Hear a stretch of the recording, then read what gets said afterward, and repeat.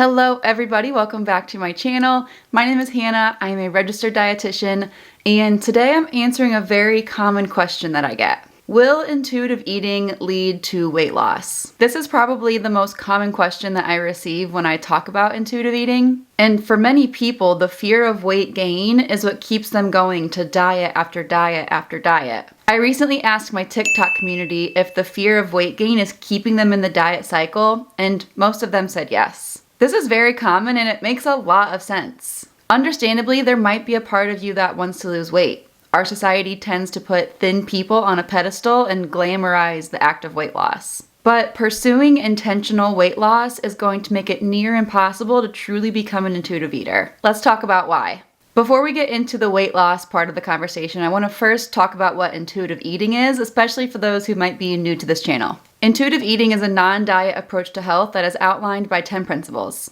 It was created by 2 registered dietitians, and it helps people to tune into their internal cues to help guide what they eat, rather than relying on external information like the number on the scale, MyFitnessPal, things like that. In fact, intuitive eating has nothing to do with dieting. So that brings up the question, can intuitive eating be used for weight loss? I've seen all over social media lately that diet culture has been trying to co-opt intuitive eating and kind of shift the language and sell it as a weight loss approach. But intuitive eating is actually a weight neutral approach. This means that intuitive eaters remove that focus from the scale and allow it to be more of like an outcome or a side effect rather than like their main focus or goal. This concept of weight neutrality can be really tough for some people to digest, and understandably so. There might still be a part of you that is kind of wishing for weight loss, and that's okay. You can still pursue intuitive eating even as you're working through this mindset shift.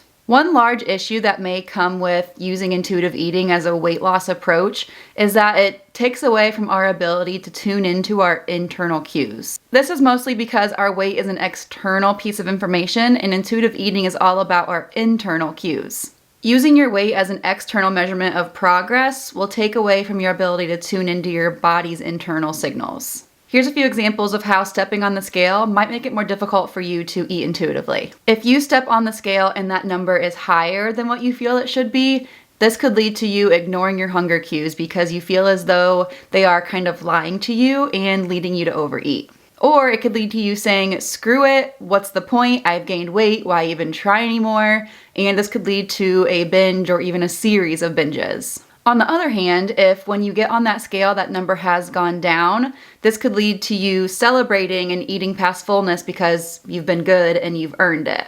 Again, a scenario where you are ignoring your hunger cues. Or you might keep ignoring those hunger cues because you want that number to keep going down and you feel as though if you eat when you're hungry, that's not going to be the case. With both of these scenarios, you are tearing down any trust that you have with your hunger and fullness cues and instead relying on the number on the scale to tell you what and when and how much to eat. Using that number on the scale as a determinant of what your food choices should be is not going to be sustainable long term. Weighing yourself can also take you multiple steps back when you are really trying to be deliberate about improving your relationship with food. I've had a few clients experience this.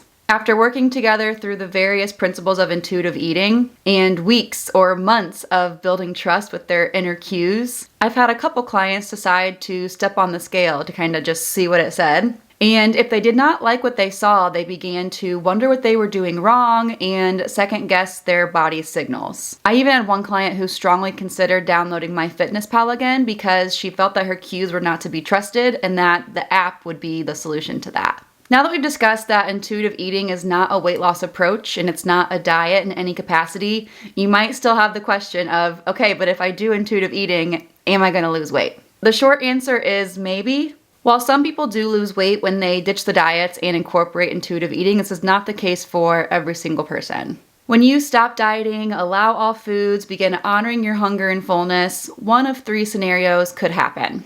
The first one is weight gain that comes along with intuitive eating. Yes, some individuals do gain weight as they incorporate the intuitive eating framework. But this does not mean that you have done anything wrong, that your health has become inherently worse, that you should stop trusting your body, and that you should go back to dieting.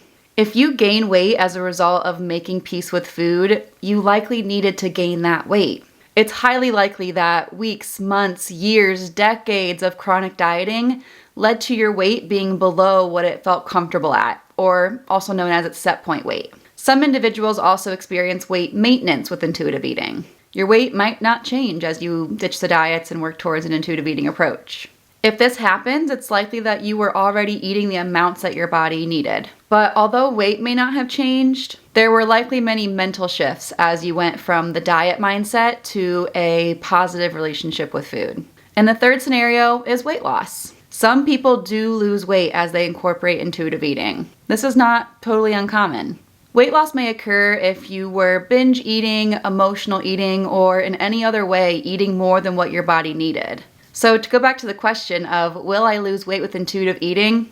You might, but you have to remember that weight loss cannot be the focus as you pursue intuitive eating and ditching the diets. Intuitive eating is much more about how you feel than what you weigh. Now, once I've explained this to people, that intuitive eating is a weight neutral approach, you may or may not lose weight, I often get the secondary question of, but what if I have to lose weight for health reasons? There's a lot to unpack here, so let's get into it. Contrary to popular belief, weight is not a good indicator of health. There is no evidence that shows being at a higher weight causes conditions like cardiovascular disease, diabetes, or cancer. There may be a correlation between these health conditions and being at a higher weight, but correlation is not the same thing as causation. A larger body size may be presenting itself alongside other factors such as genetics, weight stigma, and chronic dieting. And chronic dieting, by the way, tends to have the opposite effect of what it's promised. Dieting is actually a really large predictor of weight gain, but I doubt you've ever had a diet promise you that you're going to gain that weight back after you've lost it.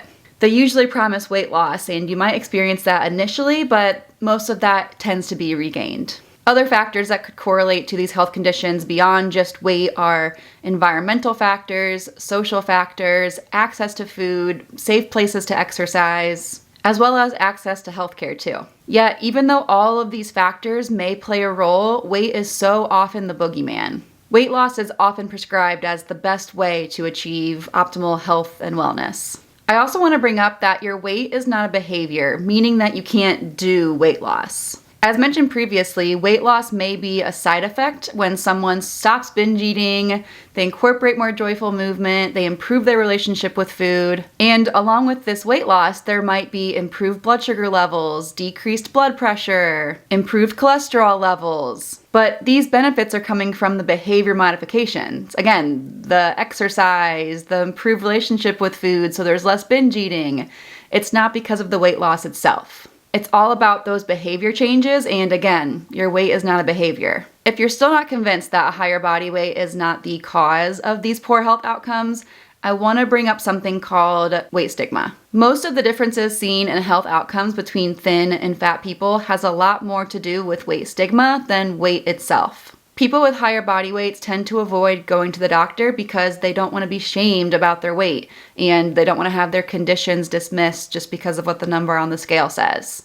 I have heard countless stories from patients and clients who have said that they have gone to the doctor for something like a sore throat and had left with a handout on what diet they should go on and no remedy for their sore throat. Those in larger bodies also experience a myriad of other stressors that those in thin bodies may not. This includes finding clothes that fit, being on the receiving end of fat jokes, anxiety about fitting comfortably into a chair when they go out, worrying about fitting into an airplane seat or using a seatbelt on an airplane. These are all things that people with bodies like mine don't have to worry about. Weight stigma itself has many negative health consequences, including increased blood pressure, chronic inflammation, cardiovascular disease, anxiety, stress, depression, disordered eating habits like binge eating. These consequences, combined with the fact that those with higher BMIs tend to avoid going to the doctor, explains a lot of the health differences that we see in those with higher body weights. So now that I've discussed why you don't need to lose weight for health reasons and how that might actually backfire, let's discuss how you can let go of this desire for weight loss. Because I know it's not as easy as just watching this video and hearing me say, just stop wanting to lose weight. I know it doesn't work like that. We have been conditioned to believe that thinner is better, so it's okay if you have that desire for weight loss. This desire to be smaller will not go away overnight. Body image work is hard, and it goes far beyond just loving yourself. I have a few questions that you can ask yourself to start unpacking this belief of the thin ideal. What are your beliefs about weight and body size? Where did you learn these beliefs? Who did you hear them from? Has pursuing weight loss ever worked for you in the long term? How has pursuing weight loss made you feel? Is there anything you've had to compromise to reach your goal weight?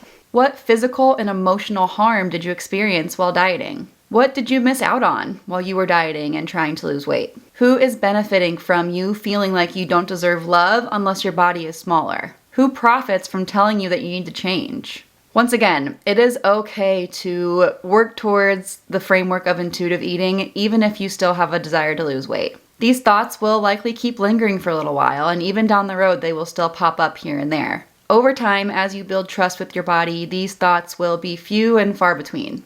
Try throwing away your scale, even if only for a week. Just put it away for a week. I know this can seem really scary, so maybe only committing to a week at a time could kind of soften that blow a little bit. And when you feel ready, you can even smash that scale. Whip out a hammer and actually smash it. I know it might sound a little crazy, but it will feel so good to get that power back from the scale. And if you're still thinking, if I don't weigh myself, how will I measure my progress? If I accept my body how it is, then I won't be motivated to make any changes. Well, the opposite tends to be true. People are less likely to make long-term health-promoting behavior changes when they're told that they are overweight or obese and need to lose weight to get healthy. Is that enough air quotes for ya? The underlying message with this concept is that your body is wrong and there is a correct weight that you should be at. But we cannot really know for sure what your body's best weight really is.